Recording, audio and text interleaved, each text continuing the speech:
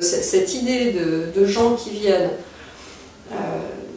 dans une nécessité première de se reconstruire, ou simplement de mieux se connaître, ou simplement de mieux appréhender certaines blessures qui traînent, sur lesquelles ils ne peuvent pas mettre un nom, enfin, tous les possibles qui président à la démarche d'aller voir un psychologue, j'avais envie de rendre ça, oui, de l'humaniser avec cet apport que représente, voilà, on est en train de parler de soi, de son enfance, d'un traumatisme, de machin, et tout d'un coup, ça sent la tarte tatin, il y a une odeur de chocolat qui passe, qui vient flatter les narines, et puis, ou un cookie, ou voilà. Et du coup, les mots viennent plus facilement, ou en tout cas, il y a un lien qui se tisse. Autant les psychologues peuvent difficilement, parce que, encore une fois, il y a la déontologie qui vient poser sa grosse patte bien lourde sur les rapports humains dans ces cas-là, ils ne peuvent pas taper dans le dos des patients, ça se fait pas.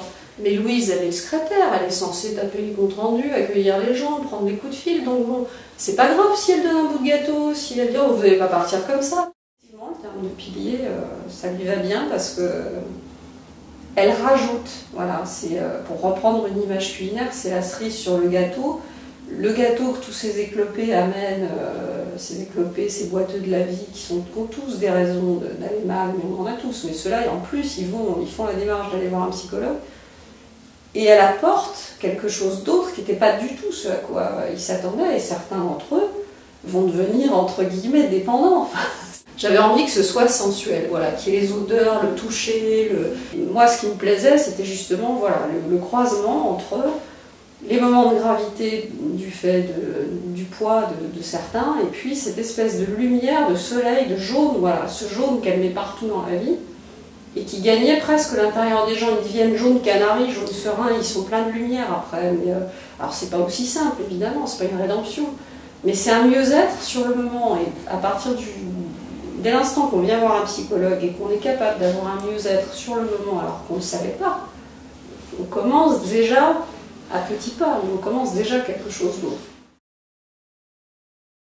Je travaillais dans un hôpital de gériatrie et il existait dans cet hôpital un service un peu spécial, même très spécial, puisque c'était le seul où il y avait quelque chose de ce genre, où les patients qui étaient hospitalisés venaient sur une journée pour réapprendre des facultés qui, pour des patients qui majoritairement étaient âgés de 90 ans, Alzheimer, etc., étaient persuadés qu'ils avaient perdu toute notion, toute capacité, etc. On les remettait en perspective, mais pas du tout avec un manuel de psychologie. Enfin bon, c'était un psychologue qui tenait ce service, avec le postulat de bon sens que si on les remettait en prise avec une certaine réalité, une certaine, je dirais, une heureuse banalité, c'est-à-dire qu'on les coupait un peu le milieu quand même très mortifère, il se trouvait, on est dans un hôpital de gériatrie, on y arrive, on n'en part plus. Donc j'ai encore ça en tête, le sourire que ça apportait à ces gens, cette espèce de redressement du corps, de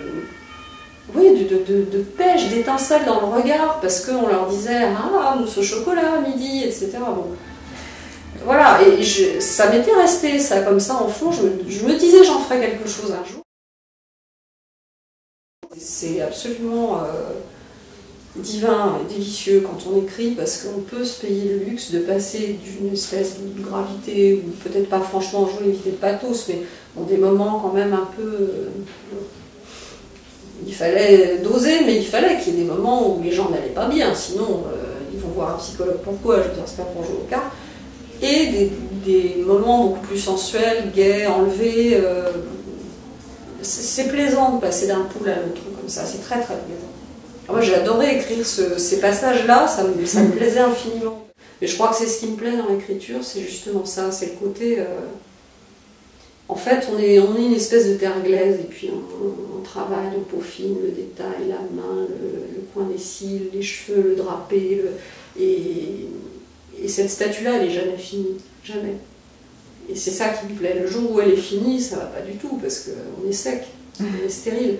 Là, j'ai encore beaucoup de drapés à travailler. Ma belle ogresse va reprendre du service, je pense, parce que le jeune homme a grandi. Il y a des personnages, on va pas retrouver les mêmes. J'ai pas non plus envie de faire un... Je pensais, mais toute proportion gardée, avec la plus plus grande humilité à ce qu'a fait Pénac avec Le Bonheur des Ogres, La Petite Marchande de Prose, etc. Qui est un fil conducteur, comme ça me plaît beaucoup, l'histoire d'une saga non pas familiale, mais clanique, parce que ces gens ont aussi des liens maintenant.